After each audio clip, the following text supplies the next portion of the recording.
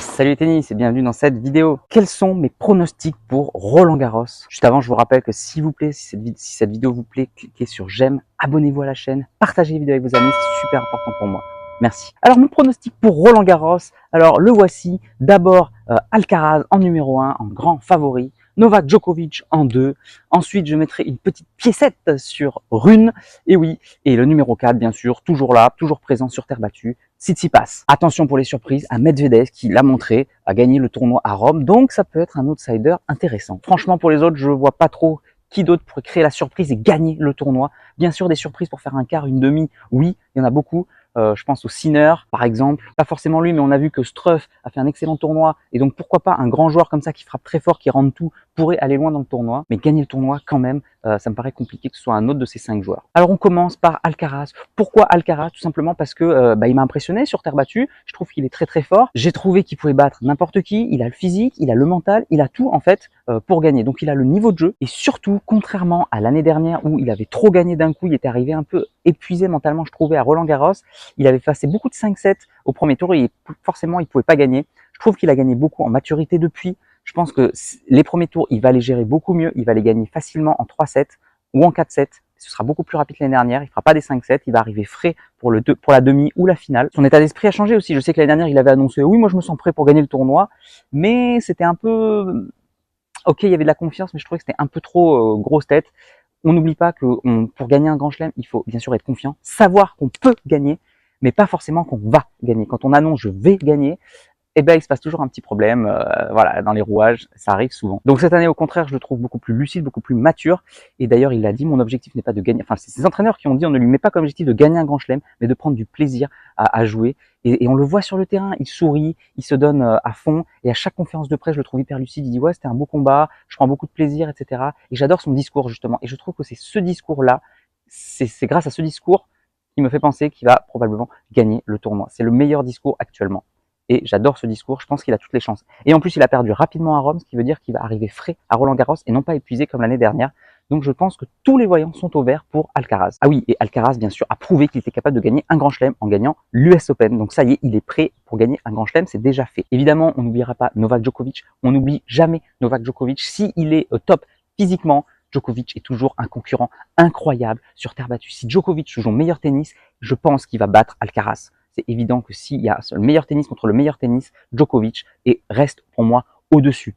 Pourquoi je ne l'ai pas mis en numéro 1? Parce que justement, il arrive avec des doutes. Il était blessé au coude, il a fait juste quelques tournois, il n'a pas beaucoup de préparation, il n'est pas monté en puissance comme d'habitude. Donc il a une route très raide. Il arrive à Roland Garros sans grande préparation, il va devoir accélérer son niveau de jeu de manière incroyable et surtout de manière rapide. Donc est-ce qu'il va en être capable? Je pense que oui, mais à voir quand même qu'est-ce que ça va donner. Évidemment, je pense qu'il va quand même aller au stade des demi. Chose très importante, Medvedev lui a chopé, lui a piqué la place de numéro 2 mondial en gagnant Rome. C'était improbable, complètement. Et du coup, c'est Medvedev tête de série numéro 2. Ça veut dire que Djokovic a une chance sur 2 d'être dans la partie de tableau d'Alcaraz. Donc il peut être soit dans la partie de tableau d'Alcaraz, soit de Medvedev. Et s'il est Alcaraz, ça va se jouer Alcaraz-Djokovic en demi-finale. Mais ce serait pour moi une catastrophe tellement j'ai envie de voir ces deux joueurs en finale. Ils se fuient depuis maintenant de longs mois. On a vu que l'année dernière, voilà, ils se sont un peu, ils ont pas réussi trop à se jouer. Alcaraz gagne l'US Open, mais Djokovic est absent à cause du Covid. Wimbledon, Djokovic était là, mais Alcaraz n'était pas trop sur gazon. À l'Open d'Australie, voilà, rebelote. Djokovic gagne le tournoi de manière incroyable, mais Alcaraz est absent. En fait, ils font que se fuir. Pareil pour la tournée Indian Wells, Miami, où Djokovic était absent, du coup, toujours à cause de sa non-vaccination. Et du coup, ils se sont échappés. Et on attend tous la grande explication à Roland Garros. C'est ça qu'on veut. Même sur Terre, ils ont réussi à s'échapper, à ne pas se jouer. Donc, on les a pas vus au sommet de leur forme tous les deux en même temps. Et c'est eux qui sont numéro 1 mondial depuis plus d'1 an maintenant. Ils s'échangent la place, tac, tac, tac. Ils sont au coude à coude, mais ils ne s'affrontent pas. Donc, tout le monde veut la grande explication à Roland Garros. Tout le monde veut les voir en finale de Roland Garros pour la place de numéro 1 mondial. Et puis, bien sûr, pour le titre, ça serait juste génial. Donc, voilà, Djokovic au meilleur de sa forme, je pense qu'il va gagner. Mais est-ce qu'il est au sommet de sa forme? C'est vraiment compliqué, surtout à son âge et surtout avec sa blessure. Donc on va voir ce que ça va donner pour Djokovic. Je le vois quand même aller en demi, j'espère, la finale, Alcaraz contre Djokovic pour la grande explication. Après voilà, il n'y a pas d'autres... c'est vraiment les deux noms qui ressortent. Après c'est de l'intuition personnelle. Je mets une petite piécette sur Rune. Encore une fois, il n'y a pas de logique pure. C'est l'intuition. Alors évidemment, il y a quand même une logique au final, c'est que Rune a fait 3 finales sur 4 tournois sur terre battue. Il n'a pas gagné de titre, mais quand même, il joue très très bien. Et je l'ai vu jouer à Monte-Carlo, j'ai trouvé qu'il avait tout compris sur terre battue, il jouait grave, il jouait l'acier. Pour moi, c'est lui qui va aller en finale si jamais il y a Djoko Alcaraz d'un côté et de l'autre côté ce sera lui. Voilà, c'est le numéro 3 pour moi, c'est Rune, ça y est, il a tout là pour réussir sur terre battue et faire un grand Roland Garros. À mon avis, c'est le moment. Et je mets une petite piécette sur Rune, je mets la finale, Alcaraz sur Rune, si jamais Alcaraz et Djoko s'affrontent en demi. Et en plus, il y a toujours, alors c'est pas vrai dans les faits, mais je sais pas pourquoi j'ai cette croyance que quand on fait un bon Monte-Carlo, une bonne finale à Monte-Carlo, on va faire un grand Roland Garros. Parce que le Monte-Carlo, c'est la surface qui colle le plus à Roland-Garros, c'est celle qui se ressemble le plus. Donc quand on fait un bon Monte-Carlo en général, c'est-à-dire qu'on a le niveau pour jouer à Roland-Garros. Ça a particulièrement été vrai il y a de nombreuses années maintenant.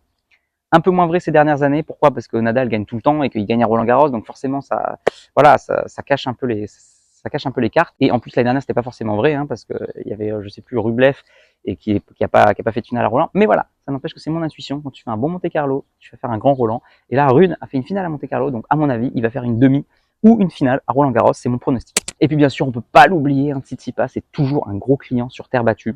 Je pense que ça dépend un peu de lui aussi, hein, s'il est très très solide. Je pense qu'il peut pas faire autre chose qu'une demi-finale, sauf s'il affronte tirage au sort un gros gars avant en quart. Mais voilà, pour moi, c'est Tsitsipas ensuite, hein, bien sûr, c'est le solide. Après, Tsitsipas, le problème, c'est que je le trouve un peu inconstant. C'est-à-dire que des fois, il joue très bien, et puis des fois, on sait pas pourquoi. Il fait 5-7 sur des moins bons joueurs. Il est un peu inconstant, donc du coup, j'ai peur de cet inconstant. J'ai peur qu'il fasse 5-7 dans les 3 tours, qu'il se fasse éliminer même au 3e tour, c'est possible, qu'il se fasse surprendre. Ça me fait peur. Mais voilà, s'il joue bien, bah voilà, on met une petite piécette effectivement sur Tsitsipas, toujours un bon client sur terre battue, notamment à Roland. Et puis je comptais m'arrêter là, mais vu que Medvedev a gagné Rome, on est obligé de dire que ce Medvedev-là qui a joué à Rome, il jouait superbement sur terre battue. C'était monstrueux. S'il garde ce niveau de jeu à Roland-Garros, mais bien sûr qu'il peut faire aussi une demi. C'est incroyable. Donc ça va dépendre de lui, ça va dépendre de son mental. Et le problème de Medvedev, ça a toujours été son mental sur terre battue. Il a toujours dit qu'il détestait cette surface, qu'il n'aimait pas cette surface. Et du coup, il s'est mis un blocage mental incroyable à son niveau, être numéro mondial et de surtout pas vouloir jouer la terre battue, de faire que des premiers tours. C'est incroyable. Et il a été longtemps numéro mondial alors qu'il avait très peu de points sur terre. C'est juste incroyable. Ça veut dire qu'il dominait franchement le reste de la saison sur dur. Là, il arrive en pleine bourre, en pleine confiance. Il a fait beaucoup de finales avant sur dur. Et sur terre battue, il n'a pas fait un début de saison incroyable sur terre. Mais au final, il fait quand même un titre en battant vraiment deux monstres de la terre battue que sont Tsitsipas et Rune. Il m'a vraiment impressionné. Il a le niveau pour jouer sur terre battue. La surface est lente, comme il aime. Il peut contrer, il peut courir derrière la balle. Tous les voyants sont ouverts niveau tactique, technique, physique pour lui. Il a juste mental et je pense qu'il a débloqué ce mental grâce au tournoi de Rome. Maintenant, je pense qu'il a faim de victoire. S'il devient bon sur terre battue, il va devenir très très dur aussi à arrêter. Hein. Il va frôler le. Il va jouer avec le trio. Il va être 3e, 2e, 1er. Là, ça va se jouer dans un mouchoir de poche s'il continue comme ça. Ça va être incroyable. Donc j'ai hâte de voir ce qu'il va faire à Roland. Est-ce qu'il va continuer sur sa lancée ou est-ce qu'il va au contraire exploser en vol? On va voir ça. Il est très possible qu'il pète les plombs sur un premier tour où il joue pas bien parce que justement il est pas dedans.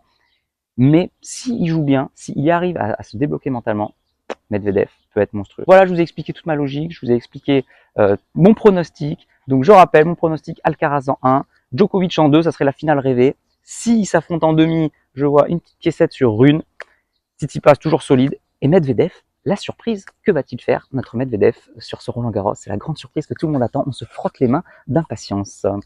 Voilà les tennis, j'espère que cette vidéo vous aura plu. S'il vous plaît, n'hésitez pas à me dire, vous, votre pronostic dans les commentaires. C'est toujours facile de dire après quoi, oui, mais moi je l'avais dit. Non, non, non, là on le dit maintenant, avant le tournoi, et après on regarde qui c'est qui a eu raison, c'est toujours sympa.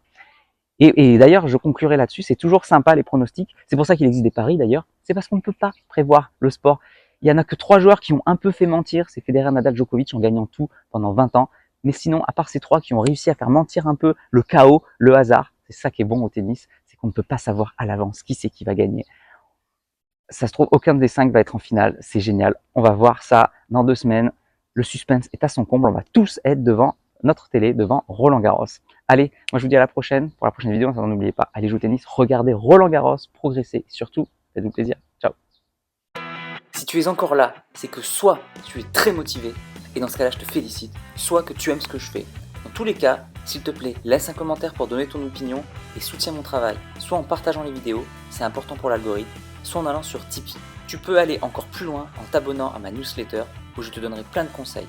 Rien de plus facile, clique sur le lien dans la description. À bientôt.